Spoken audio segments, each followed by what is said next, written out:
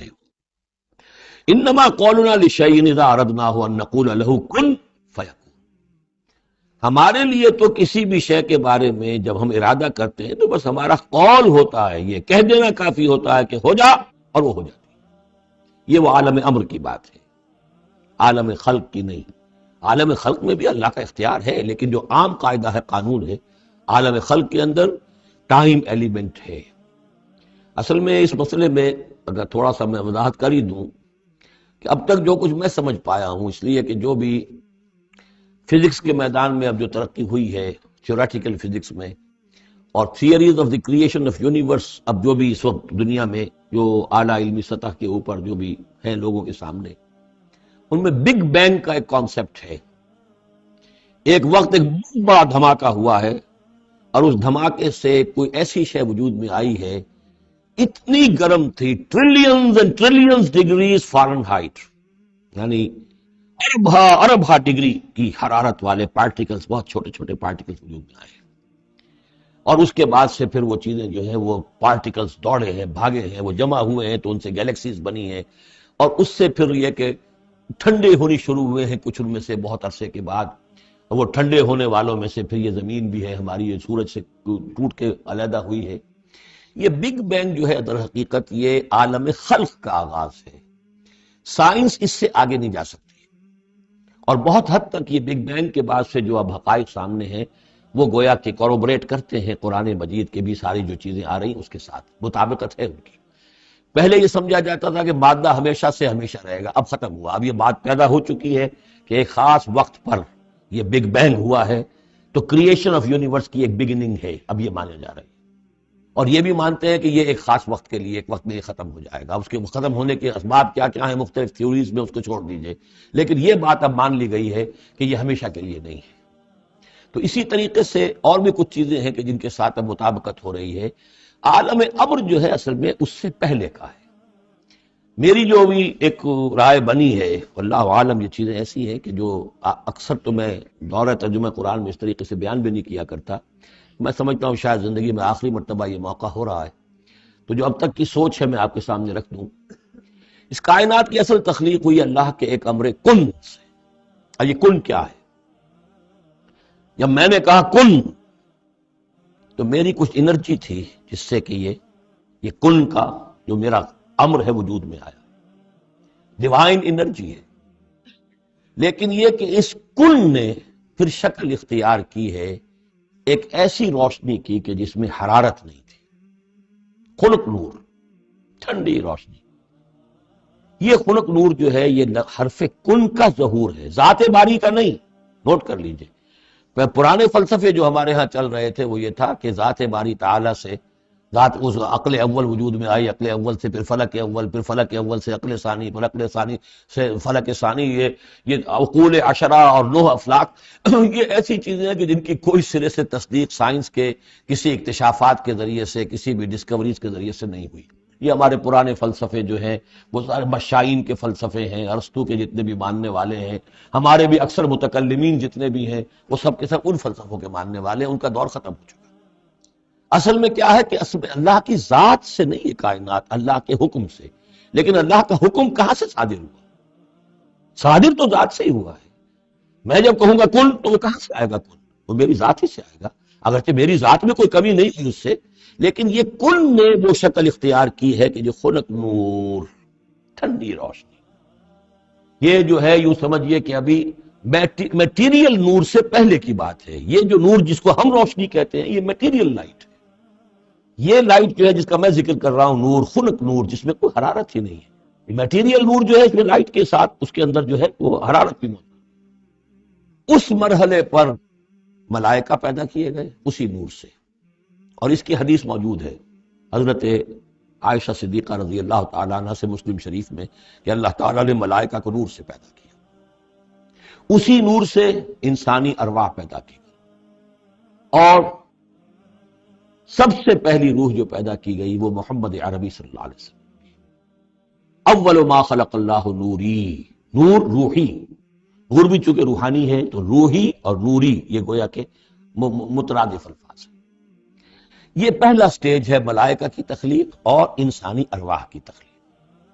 اس کے بعد اسی خنک نور میں کسی جگہ پر پھر ایکسپلوژن ہوا. یہ ہے بگ بینگ.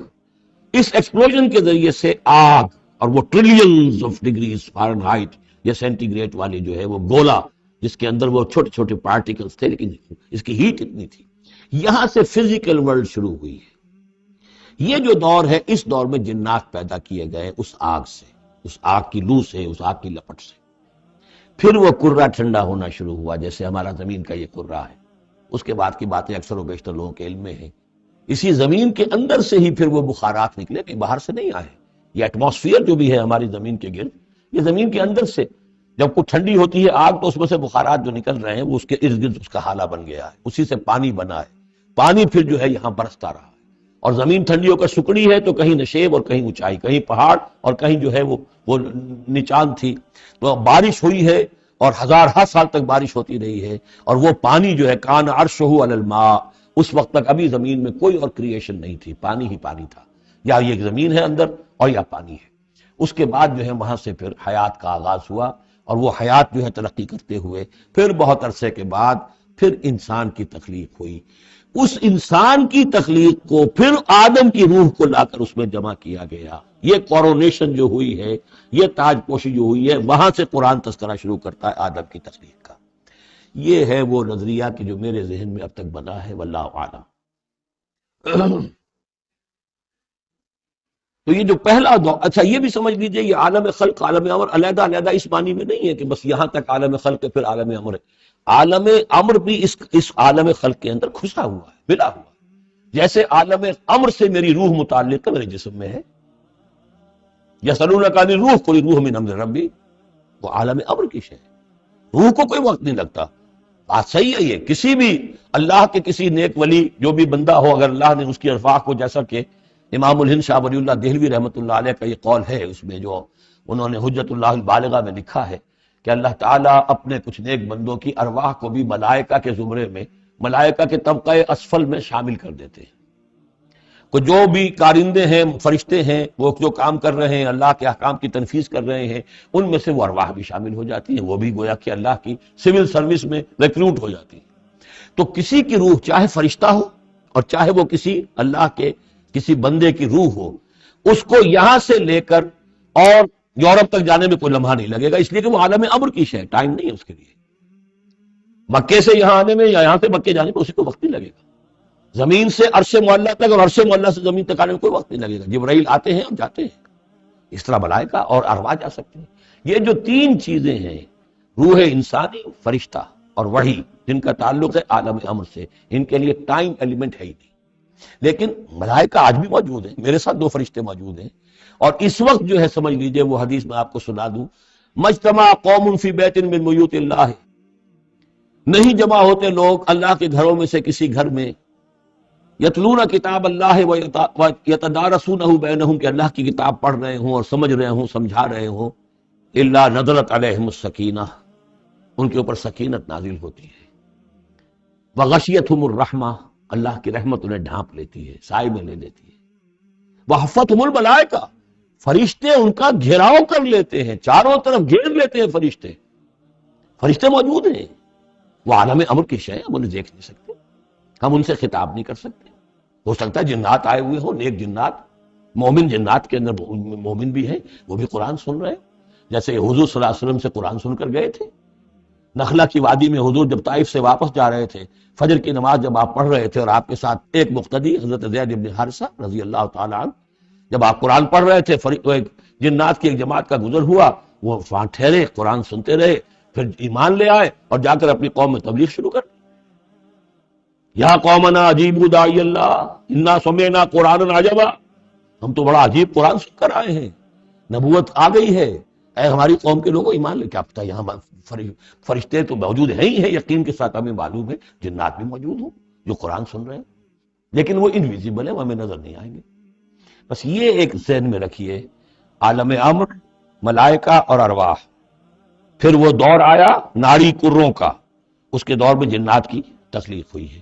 پھر یہ کرے ٹھنڈے ہوئے، پھر یہ پانی، یہ بارش، یہ ہوا، یہ سارے جو عناصر اربع، اس سے جو حیات ارضی کا سلسلہ چلا. خواہ وہ بایولوجیکل جو ہے، جو 2 حصوں میں تقسیم کرتے ہیں چاہے وہ پلانٹ کنگڈم ہے یا اینیمل کنگڈم ہے، یہ حیات عرضی ہے. پھر اس کی ٹاپ جو ہے وہ انسان ہے. Climax of the creation of here on this planet is man. Creation of universe کے ضمن میں نے جو چند باتیں آپ سے عرض کی تھیں، اس کے ضمن میں خیال آیا کہ آپ کو ایک شعر بھی سنا دوں. عبد القادر بے دل بہت بڑے شاعر اور بہت بڑے فلسفی گزرے ہیں ہندوستان میں. اورنگزیب کے زمانے میں تھے اور انہیں دنیا کے چوٹی کے فلسفیوں میں شمار کیا جاتا ہے. ان کا ایک شعر بڑا عجیب ہے. ہر دو عالم خاک شد تا بست نقش آدمی، اے بہار نیستی از قدر خود ہوشیار باش. ہر دو عالم خاک شد، دونوں عالم خاک ہو گئے. اب یہاں جو مفہوم میں لے رہا ہوں، شاعر کے ذہن میں کیا تھا کیا نہیں تھا وہ جانے اور اللہ جانے. لیکن ہر دو عالم، عالم امر، عالم امر نیچے اترا عالم خلق کی شکل میں، اور عالم خلق میں ہوتے ہوتے اترتے اترتے اترتے اترتے تنزل مٹی پیدا ہو گئی. ہر دو عالم خاک شد تا بست نقش آدمی، اب آدمی کا نقش بندھنا شروع ہوا. اب یہاں سے حیات عرضی کا سلسلہ شروع. گویا کہ انسان کو وجود میں لانے کے لیے اللہ تعالیٰ نے دونوں عالموں کو تنزلات کی بے شمار منازل سے اتار کر اور خاک تک پہنچایا. تا بست نقش آدمی، اے بہار نیستی. اب یہ نیستی جو ہے سمجھ لیجئے، چونکہ فلسفہ وحدت الوجود کا یہ ہے کہ اصل حقیقت جو ہے اور اصل وجود تو اللہ کا ہے، باقی جو کچھ نظر آ رہا ہے یہ حقیقی وجود نہیں ہے، نیست ہے، یہ ہست نہیں ہے. صرف یہ شکلیں ہیں، صورتیں ہیں، امیجز ہیں. کل ما فی الکون وہم او خیال او عکوس فی المرایا او ظلال. تو یہ نیست ہے. یہ جو عالم وجود ہے جسے کہا جا رہا ہے نیستی، اس عالم کی بہار انسان ہے. Climax of this creation. خلقتہ بیدی، مسجود ملائک، خلیفۃ اللہ. اے بہار نیستی از خود قدر خود ہوشیار باش. ذرا اپنے مقام و مرتبے کو سمجھو کہ تمہارے وجود کے لیے اللہ تعالیٰ نے ہر دو عالم کو تنزلات کی کتنی منزلوں سے نیچے اتار کر خاک کیا ہے، تب تمہارا نقش بننا شروع ہوا. اور یہ عبد القادر بے دل وہ ہیں کہ جن کے آگے مرزا غالب بھی پانی بھرتے ہیں. طرز بے دل میں ریختہ کہنا اسد اللہ خان قیامت ہے. آسان کام نہیں ہے جو انداز ہے ریخت بے دل کا.